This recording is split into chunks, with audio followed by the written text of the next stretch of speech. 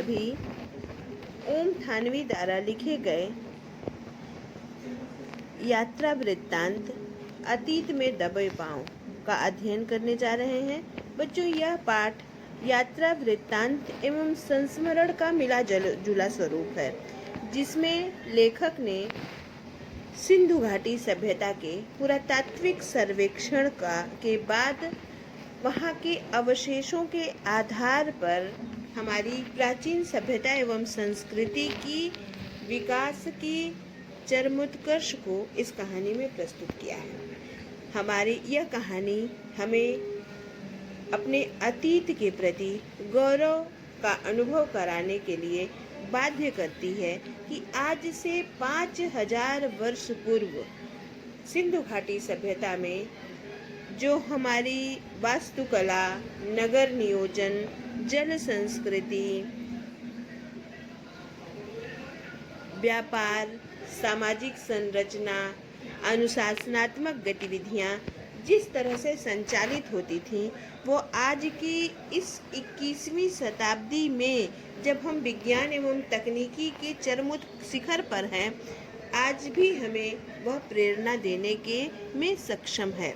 मोहनजोदड़ो और हड़प्पा कालीन जो भारतीय सभ्यता है, वह विश्व की सबसे पुरातन संस्कृति में भारत का नाम दर्ज कराती है। भारत सिंधु घाटी सभ्यता का सबसे प्रमुख नगर मोहनजोदड़ो और हड़प्पा है। जो प्राचीन भारत, जब भारत, पाकिस्तान और बांग्लादेश एक देश थे, ऐसे समय में, वर्तमान समय में यह दोनों प्रांत आज पाकिस्तान में हैं, लेकिन कभी यह हमारे भारत का अंश रहे हैं। तो ये जितने भी पुरातात्विक सर्वेक्षण हैं, वो हमें हमारी सभ्यता का गौरव अनुभव कराने के लिए काफ़ी हैं। आइए हम सभी ओम थानवी द्वारा लिखे गए पाठ अतीत में दबे पांव का अध्ययन करते हैं।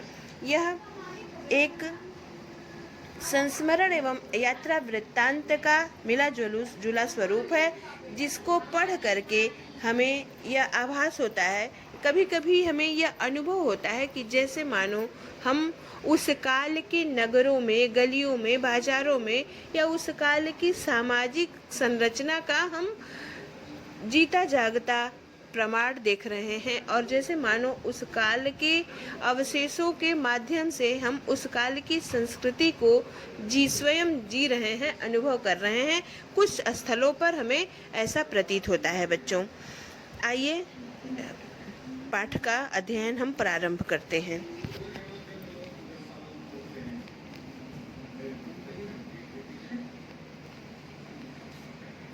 अभी भी मोहनजोदड़ो और हड़प्पा ये पाकिस्तान के सिंध प्रांत में स्थित पुरातात्विक स्थान है, जहाँ सिंधु घाटी सभ्यता बसी थी। मोहनजोदड़ो का अर्थ है मुर्दों का टीला। वर्तमान समय में इसे मोहनजोदड़ो के नाम से जाना जाता है। और हड़प्पा पाकिस्तान के पंजाब प्रांत का पुरातात्विक स्थान, जहाँ सिंधु घाटी सभ्यता का दूसरा प्रमुख नगर था। अभी भी मोहनजोदड़ो और हड़प्पा प्राचीन भारत के ही नहीं, दुनिया के 2 सबसे पुराने और नियोजित शहर माने। नियोजित बच्चों, नियोजित का मतलब जिसका नियोजन जिसको सुनियोजित ढंग से बसाया गया हो। ये सिंधु घाटी सभ्यता के परवर्ती यानी परिपक्व दौर के शहर हैं। यानी सिंधु घाटी सभ्यता के बाद के, जब सिंधु घाटी सभ्यता अपने परिपक्व दौर में पहुंच चुकी थी, ऐसे समय के ये शहर हैं। खुदाई में और भी शहर मिले हैं, लेकिन मोहनजोदड़ो ताम्रकाल के शहरों में सबसे बड़ा है। यानी मोहनजोदड़ो की खुदाई में जो अवशेष मिले हैं, उससे हमें ये ज्ञात होता है कि वह ताम्र युग था, अर्थात उस काल तक तांबे का आविष्कार हो चुका था। वह सबसे उत्कृष्ट भी है।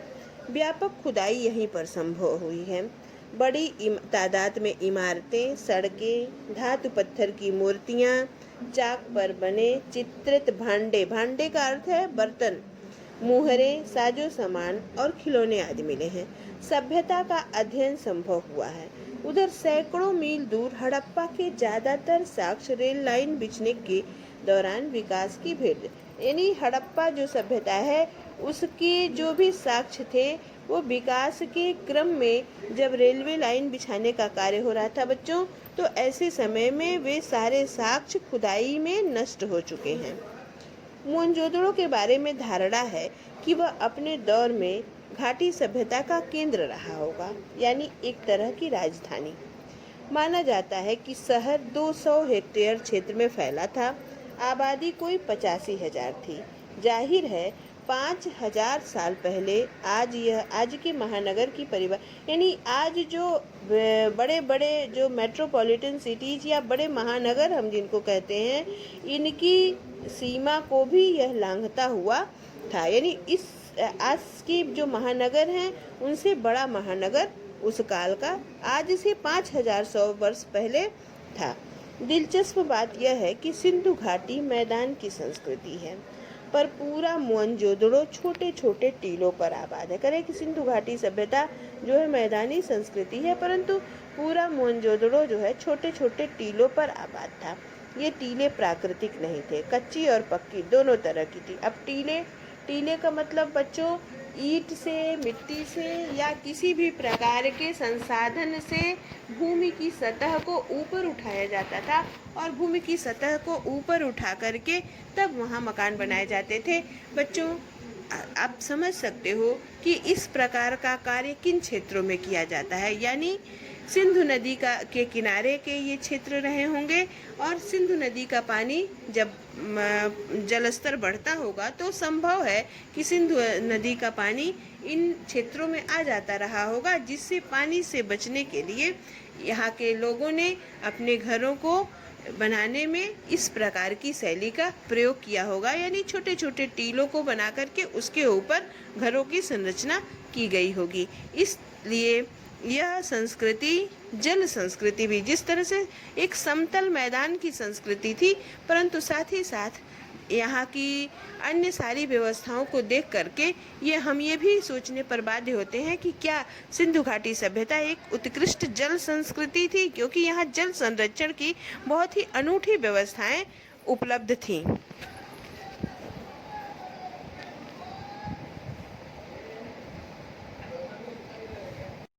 मोहनजोदड़ो की खूबी यह थी कि यह आदिम शहरों यानी प्राचीन काल की सड़कों और गलियों में आप आज भी घूमें, यानी वहाँ के अवशेषों। बच्चों यह पाठ पढ़ते समय आप अपने साथ किताब लेकर के बैठेंगे तो आपको पाठ बहुत ही अच्छी ढंग से समझ में आएगा। कहते हैं कि जब भी आज हम मोहनजोदड़ो की उन खुदाई में उन अवशेषों को देखते हैं तो आज हमें यह आभास होता है कि हम उस काल में उन शहरों की गलियों में घूम फिर रहे हैं। यहाँ की सभ्यता और संस्कृति का सामान भले ही अजायब घर मतलब म्यूजियम की शोभा बढ़ा रहा है। शहर जहाँ था अब भी वहीं है। आप इसकी किसी भी दीवार पर पीठ टिकाकर सुस्ता सकते हैं। वह एक खंडहर क्यों न हो, किसी घर की देहरी मैंने दरवाजे पर पांव रखकर आप सहसा सहम सकते हैं। रसोई की खिड़की पर खड़े होकर उसकी गंध महसूस कर सकते हैं। कह रहे हैं कि जब भी हम उस शहर में या उन अवशेषों के बीच में भ्रमण करते हैं तो ऐसा प्रतीत होता है कि हम किसी के घर में सहसा प्रवेश कर रहे हैं, या किसी का घर रहा होगा और उसकी दीवार पर सर टिका करके हम उसकी आवाज़ सुन सकते हैं। मतलब कहने का तात्पर्य ये है कि उनकी गलियाँ और उनकी दीवारें आज भी यह हमें एहसास कराती हैं कि यहाँ रसोई घर रहा होगा, यहाँ स्नान घर रहा होगा, और यहाँ से यह एक पहला घर प्रारंभ होता है, यहाँ से दूसरा घर, यानी आज भी वो अवशेष हमें उस काल की यथास्थिति का बोध कराते हैं।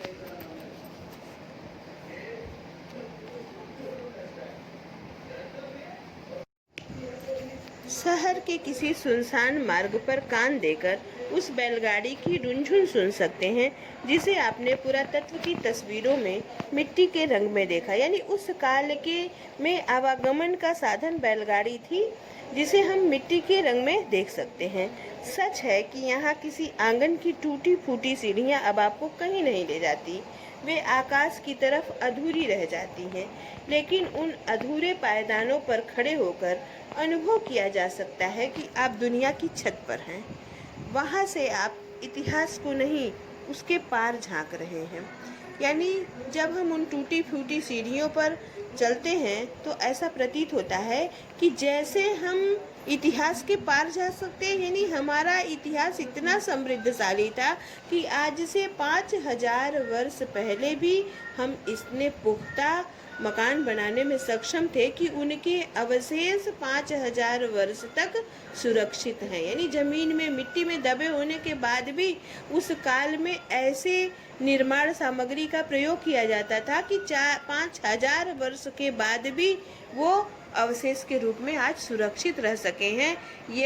यह हमें यह आभास दिलाता है कि हमारी वास्तुकला या हमारी निर्माण कला, हमारे उस काल के लोगों को इतनी अच्छी जानकारी थी कि वे अपने मकान इतने सुदृढ़ बनाते थे। कहते हैं हम दुनिया की छत पर हैं। दुनिया की छत पर रहने का तात्पर्य बच्चों कि हम विकास के चरमोच्च शिखर पर हैं। यानी हमारे पूर्वजों को विकास की ऊंचाइयों का ज्ञान था। यानी वह आधुनिक तकनीकी का ज्ञान उन्हें था जिसका वो प्रयोग अपने शहर निर्माण की कला में करते हैं। सबसे ऊंचे चबूतरे पर बड़ा बौद्ध स्तूप है, मगर यह मोहनजोदड़ो की सभ्यता के बिखरने के बाद एक जीर्ण शीर्ण टीले पर बना। कोई 25 फुट ऊंचे चबूतरे पर 26 सदी पहले बने ईंटों के दम पर स्तूप को आकार दिया गया है। चबूतरों पर भिक्षुओं के कमरे भी हैं। 1922 में जब पुरातत्ववेत्ता राखालदास बनर्जी यहाँ आए तब वे इसी स्तूप की खोजबीन करना चाहते थे। यानी सिंधु घाटी सभ्यता की खोज के उद्देश्य से वहाँ विद्वान नहीं गए थे। वहाँ पुरातत्विक विद्वान जो है उस क्षेत्र में बौद्ध धर्म के कुछ प्राचीन अंश खोजने के लिए गए थे। परंतु धीरे धीरे जब खुदाई होने लगी तो खुदाई में कुछ अवशेष ऐसे प्राप्त हुए जिसके बाद यह पता चला कि यहाँ पर ईसा पूर्व के निशान हैं। उसके गिर्द खुदाई शुरू होने के बाद उन्हें यह अनुभव हुआ कि यहाँ ईसा पूर्व के निशान हैं। पुरातात्विक सर्वेक्षण के महानिदेशक जॉन मार्शल के निर्देश पर खुदाई का व्यापक अभियान शुरू हुआ। धीरे धीरे यह खोज विशेषज्ञों को सिंधु घाटी सभ्यता की देहरी अर्थात द्वार पर ले आई। इस खोज ने भारत को मिस्र और मेसोपोटामिया, बच्चों मिस्र में नील नदी के किनारे मिस्र की सभ्यता है और मेसोपोटामिया सभ्यता जो इराक की सभ्यता है, जो दजला और फरात नदियों के किनारे विकसित हुई है। अर्थात आप यह कह सकते हैं कि प्राचीन काल में जो भी विश्व की प्राचीनतम मानव सभ्यताएं विकसित हुई हैं वो प्रायः किसी न किसी नदियों के किनारे ही विकसित हुई हैं। और दुनिया की प्राचीन सभ्यता होने के भारत के दावे को पुरातात्विक एवं वैज्ञानिक आधार। बच्चों भारत के विद्वान या भारत के लोग बहुत पहले से ही यह दावा करते रहे हैं कि भारत की सभ्यता बहुत ही पुरानी और अत्यंत उत्कृष्ट और प्राचीन है, परंतु उनको इसके लिए प्रमाण नहीं मिलते थे। परंतु जब सिंधु घाटी सभ्यता के ये जो दो नगर हैं मोहनजोदड़ो और हड़प्पा, खुदाई में इनके अवशेष प्राप्त हो गए तो भारतीयों के इस दावे को एक वैज्ञानिक आधार मिल गया। हम प्रमाण सहित कह सकते हैं कि हमारी सभ्यता इतनी विकसित और उच्च कोटि की थी। पर्यटक बंगले से एक सर्पिल पगडंडी, सर्पिल माने टेढ़ी मेढ़ी पगडंडी, सकरा रास्ता पार कर हम सबसे पहले इस स्तूप पर पहुँचे। पहली ही झलक ने हमें अपलक कर दिया। अपलक मतलब आश्चर्यचकित कर दिया। अरे वहाँ का दृश्य देखकर हमारी आंखें खुली की खुली रह गई। इसे नागर भारत का सबसे पुराना लैंडस्केप कहा जाएगा। ये नगरीय संस्कृति का सबसे पुराना प्रमाण है। यह शायद सबसे रोमांचक भी है। न आकाश बदला है न धरती, पर कितनी सभ्यताएं, इतिहास और कहानियां बदल गई हैं। इस ठहरे हुए दृश्य में हजारों साल से लेकर पल भर पहले तक की धड़कन बसी हुई है। इसे देखकर सुना जा सकता है। भले ही किसी जगह के बारे में हमने कितना सुन रखा हो, तस्वीरें और वृत्त चित्र देखे हों, परंतु अपनी आँखों से देखने की बात है। लेखक कहते हैं कि जब भले ही हमने इस दृश्य के बारे में बहुत कुछ जाना सुना हो, परंतु जब हम अपनी आँखों से देखते हैं तो उस चीज़ को हम अंदर से अनुभव कर सकते हैं।